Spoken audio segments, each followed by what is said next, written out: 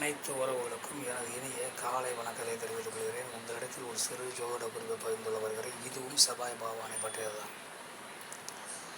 செவ்வாய் பகவான் காலபுருஷனுக்கு 9வது வீடான தனுசு வீடு, யோகத்தை கொடுக்கக்கூடிய வீடு, நல்ல பாக்கியத்தை குறிக்கக்கூடிய வீடு, தந்தியை குறிக்கக்கூடிய வீடு, அதிர்ஷ்டத்தை குறிக்கக்கூடிய வீடு, பூர்வ புண்ணியத்தை குறிக்கக்கூடிய வீடு. இந்த 9வது வீட்டு காலபுருஷனுக்கு 9வது வீடு தனுசு வீடு. இந்த வீட்டிலே செவ்வாய் பகவான் இருந்தாலும் அல்லது காலபுருஷனுக்கு 12ஆம் வீடு என்பது மீனம் வீடு. இதுவும் குரு பகவானோட வீடு தான். அயன ஜயன போகஸ்தானத்தை குறிக்கக்கூடிய வீடு, விரயஸ்தானம் வீடு. இந்த வீடு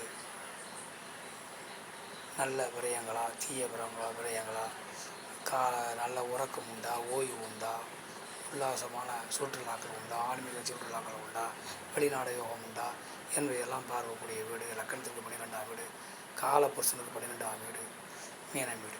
இந்த வீட்டில் செவ்வாய் பகவான் இருந்தால், இந்த 2 வீடுகளிலும் செவ்வாய் பகவான் இருந்து அந்த வீடுகள் லக்கணத்திற்கு மறையாத நிலையில் இருந்தால், யோகத்தை கொடுக்கக்கூடிய வீடாக இருந்தால் செவ்வாய் பகவான் சிறந்த மனை யோகத்தை கொடுப்பார், செல்வ செழிப்பை கொடுப்பார், சுகபோகமான வாழ்வை கொடுப்பார். வண்டி வாகனங்களிலே சுகபோகமான வண்டி வாகனத்தை கொடுப்பார். அதே வீடு லக்கணத்திற்கு மறைவு ஸ்தானமாக இருந்தால் அந்த பலன்கள் சற்று குறைவாக இருக்கும். அவர் நல்ல நிலையில் இருக்க வேண்டும். மற்றவற்றை அடுத்த வீடியோ காண்போம். நன்றி, வணக்கம்.